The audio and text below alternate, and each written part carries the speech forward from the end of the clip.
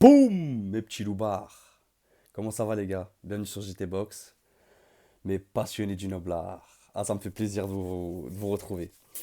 Alors aujourd'hui, on va essayer de parler de Devin Haney.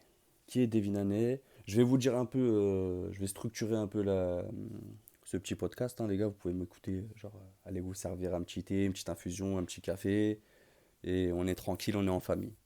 Je vais d'abord parler un peu de Devin Haney, mais pas trop rentrer dans les détails non plus. Juste expliquer en bref quel âge il a, quelle catégorie, tout ça, tout ça. Ensuite, je vais parler un peu des adversaires qu'il a affrontés. On va remonter, disons, ces trois quatre derniers combats. Et je vais expliquer mon point de vue, pourquoi je l'appelle le tacticien. Je dirais même le tacticien suprême. Je vais m'expliquer sur ça. Et en fin de vidéo, j'essaierai de parler brièvement de ce combat à venir le 9 décembre et de l'après de ce combat. Voilà un peu pour structurer la vidéo. Donc Devin Haney, les gars. Devin Haney, 25 ans. Et j'insiste sur 25 ans parce que ce qu'il a accompli déjà à 25 ans, en soi, c'est énorme. C'est incroyable.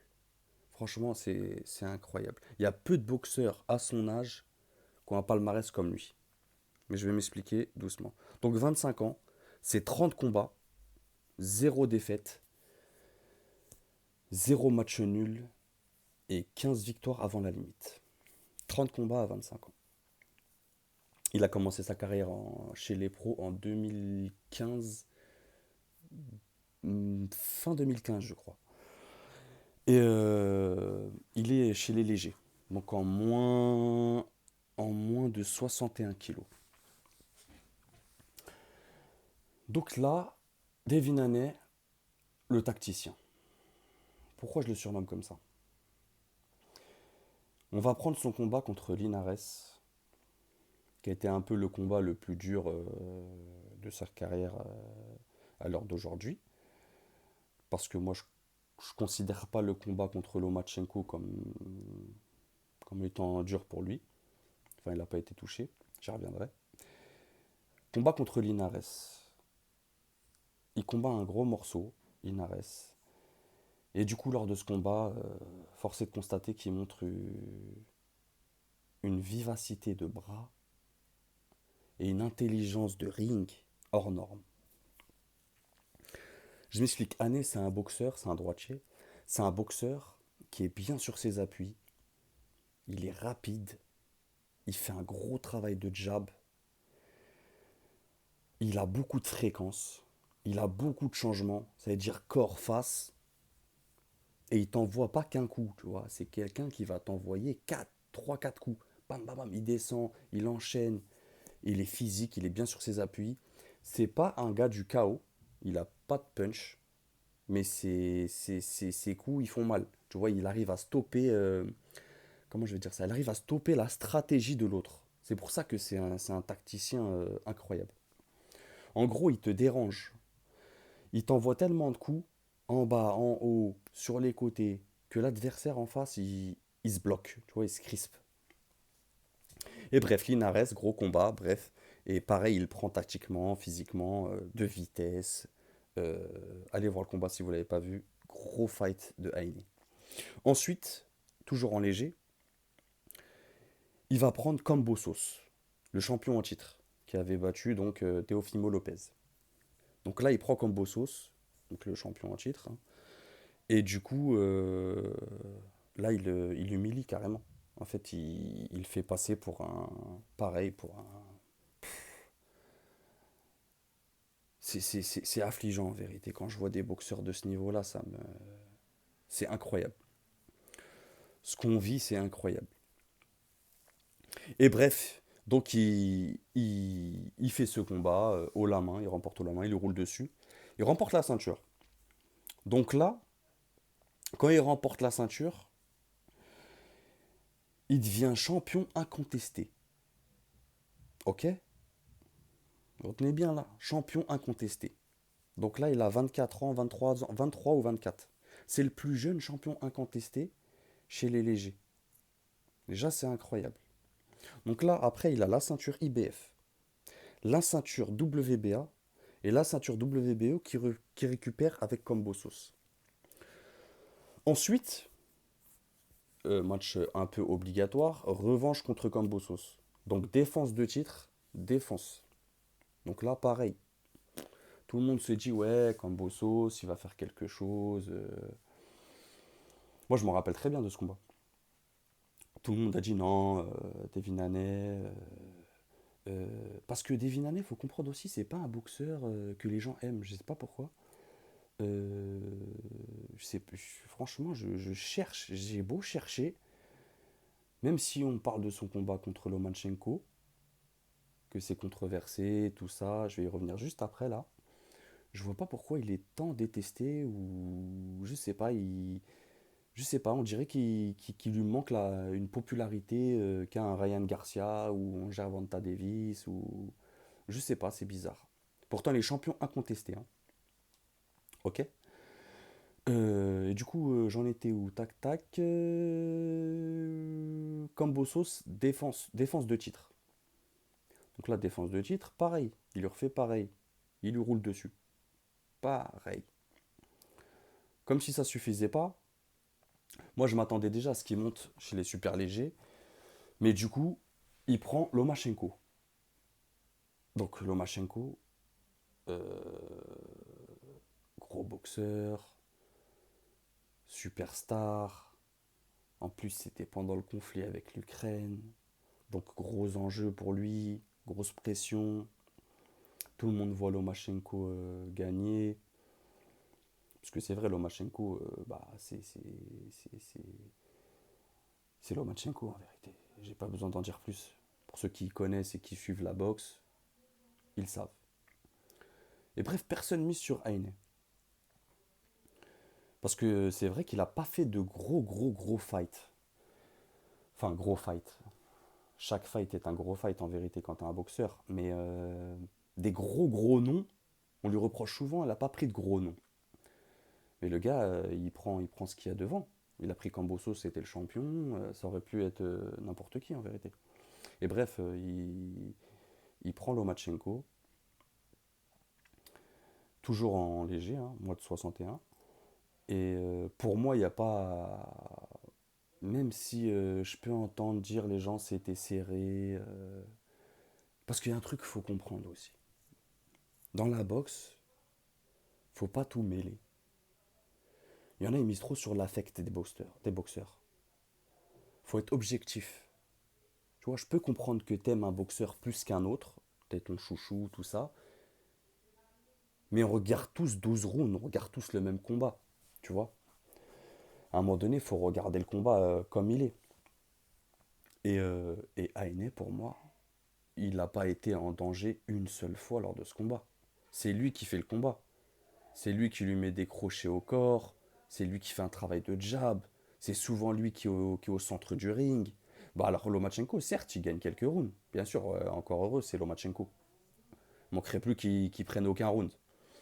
Mais sur le fight en lui-même, les 12 rounds, je suis désolé les gars. Mais si vous me dites c'est serré, ou si vous me dites c'est Lomachenko qui a gagné, ou c'est un vol, on n'a pas vu le même combat. Je suis désolé. On n'a pas du tout vu le même combat. Je sais même pas si Lomachenko il envoie des séries au corps. Je sais même pas s'il l'envoie. Je me suis pas rematé le combat. J'ai dû le voir deux trois fois. Mais de souvenirs, Ané est largement au-dessus.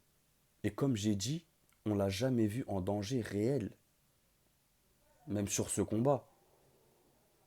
Il est beaucoup plus physique déjà qu'un Lomachenko.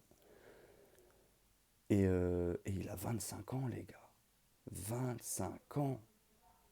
Des fois, j'ai envie de poser des questions aux gars qui disent ouais, il est surcoté, c'est pas Terence Crawford, c'est pas ceci, c'est pas cela. Mais 25 ans, est-ce que par exemple, je pose une question comme ça, est-ce qu'un Crawford était aussi fort que lui à 25 ans? C'est une bonne question. Moi, en tout cas, lors de ce combat, Haney, tranquille. Il fait son combat, il est concentré, sérieux, il fait ses points, il travaille. Bref, Il remporte la victoire. Ensuite, il monte en super léger, donc moins de 63. Là, il va combattre le 9 décembre contre Progrès. Régis Progrès.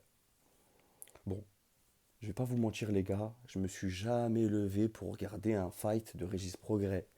S'il y en a qui sont levés, vous me le dites en commentaire. Bravo les gars. Bref, Régis Progrès, qui est classé top 2 chez REC. Et j'ai analysé un peu le boxeur, tout ça.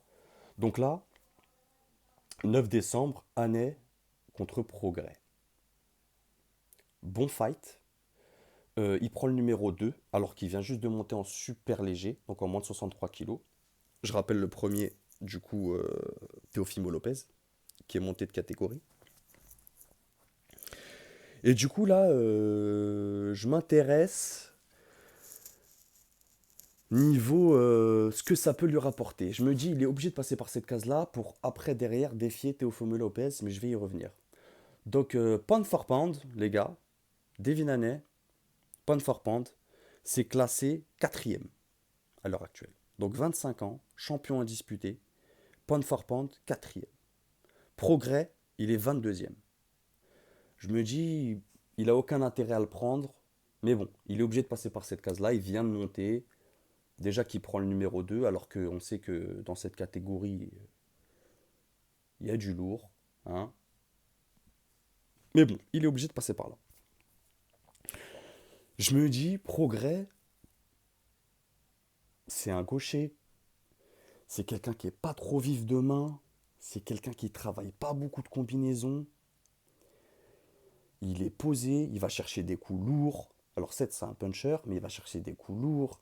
Il va toujours aller chercher son bras arrière fort pour revenir avec après derrière un...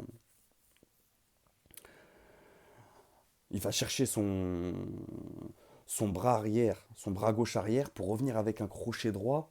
Mais je me dis, Ané, il va être trop rapide pour lui. Et même tactiquement. Et c'est là le tacticien. Je me dis, est-ce qu'un progrès est plus fort qu'un Lomachenko, par exemple? Est-ce qu'il va le prendre au niveau stratégique? Est-ce que je vois Ané en difficulté sur un, deux coups? Il a une défense, les gars, Ané, c'est incroyable. Et à 25 ans, c'est fou. Je le vois pas progrès, je le vois pas déranger Ané plus qu'un Lomachenko, ou plus qu'un Kambosos, ou plus qu'un Linares. Pour moi, c'est juste un combat de passage. Pour derrière aller défier, et j'espère, Teofimo Lopez. Et là oui, là ça sera un... Je vais pas dire un gros fight, mais là il y aura vraiment match. Là vraiment il y aura gros combat parce que c'est deux oppositions complètement différentes. Et c'est deux gros niveaux, deux gros boxeurs, deux grosses intelligences de ring. Et là vraiment ça sera un beau combat. Mais Progrès, le 9 décembre, pour moi c'est bien, ça va lui faire quelques rounds avant d'aller défier le roi de la catégorie.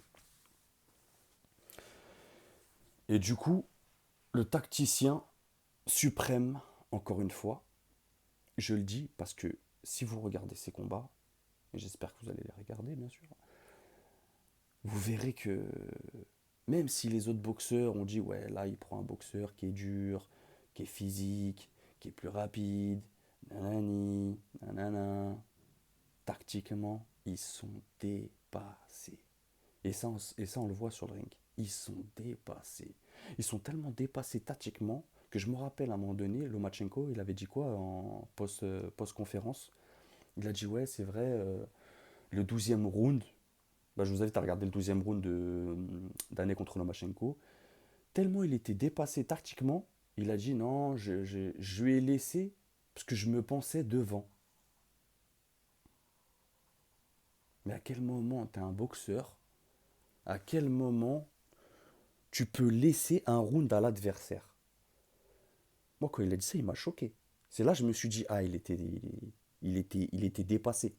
Tu vois, il arrivait plus à. à analyser son fight.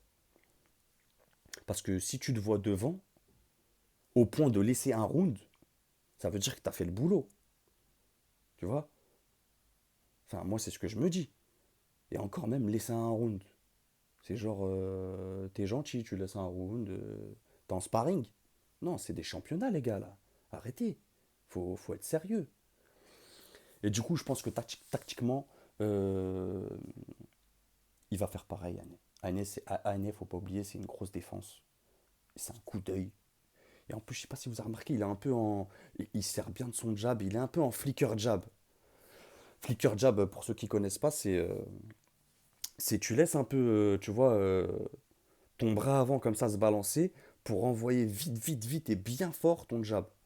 Et ça gâche la vision de l'adversaire. C'est Thomas Ernst qui utilisait ça et qui a créé ça, si je me souviens bien. Je crois que c'est lui qui a créé ce flicker jab. Enfin, qui a créé. Il l'a pas créé, mais c'est son style à lui, du coup. Ça en découle de ça, de Thomas Ernst. Et du coup, ce flicker jab, il gêne beaucoup les boxeurs. Parce que pour ceux qui n'ont jamais fait de boxe, en fait, quand tu boxes, tu as une stratégie, tu as tes combos dans ta tête et tu dois les placer. Mais si tu es sur un adversaire qui te gêne avec son bras avant, son jab, son jab, son jab, il va t'empêcher de bosser. Tu vois? Et du coup, annihiler ta stratégie. Et tactiquement, bah, les rounds, ils défilent. Et du coup, lui, il prend des points. Parce que je vous rappelle que Année, c'est pas un coup ou deux coups. C'est sur trois quatre coups et ça envoie corps face et ça bouge. Non, c'est un guépard. Non, il est dangereux, les gars, il est dangereux. Non, puis 25 ans, 25 ans. Non, non, non, non, non, non. Faut rétablir la vérité sur Année, les gars.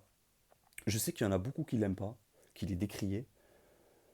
Mais franchement, 25 ans, champion indisputé. En plus, c'est fort ce qu'il fait. Il a trois ceintures chez les légers. Il monte en super léger pour défier le numéro 2. Pour après, derrière, aller prendre une ceinture à Teofimo Lopez. Non, les gars, c'est une perle, c'est une pépite. On va pas se mentir. Bref, j'espère que vous avez compris en tout cas ce que je voulais dire sur Année, au sens de la tactique. Vraiment tactique, j'ai vraiment tactique box. Pour moi, il est instoppable sur ce sujet. En tout cas, on n'a pas vu encore d'adversaire qui l'a mis dans le mal au point où je me dis, ah ouais, ah là, il est perdu. Tu vois. C'est lui le métronome, c'est lui qui fait le combat, c'est lui qui il sait où il va, il sait où il t'emmène, il sait où il emmène le boxeur. Travail de jab, déplacement bien sur ses appuis, physique, bon coup d'œil. Franchement, rien à dire. Bon, je suis impatient de voir le fight contre Progrès. Mais pour moi, ça va être, je peux le dire déjà, ça va être victoire à la décision de Haney, je pense. Facile, tu vois, facile, je pense. Il va tourner, il va faire son flicker jab, il va pas le laisser. Et attention, Haney, j'ai oublié de dire un truc.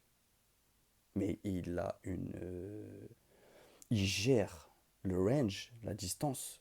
Il gère la distance comme personne. Faut pas oublier ça. Il est fort en contre. Tu vois, il a un retrait de buste.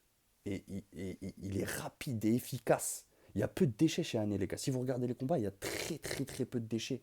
C'est un boxeur précis. Il sait ce qu'il fait sur le ring. Tu vois. Il marque ses points. Il sait où il veut aller. On dirait qu'il sait déjà qu'il va aller gagner à la décision, tu vois. Lui, certes, il va pas aller chercher le coup qui va te tuer.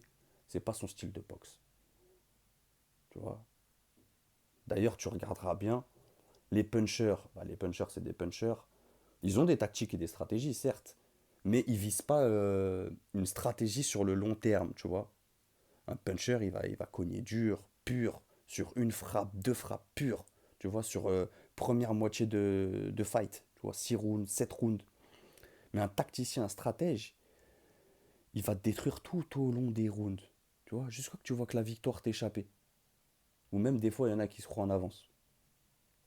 On rigole, les gars. Lomachenko, paix sur lui. C'est un beau fighter, il n'y a rien à dire. Je peux rien dire sur Lomachenko, de Matrix. Et bah, je vais finir là-dessus, hein. C'est quoi, on en est à 20 minutes, ça me semble pas mal. Bon, j'espère que vous avez apprécié. J'espère que vous en avez découvert sur Devin. On reviendra sur JT Box. En attendant, profitez. Dites-moi ce que vous en pensez dans les commentaires. Abonnez-vous, activez la cloche, ça fait plaisir. Et n'oubliez pas, c'est que de la boxe.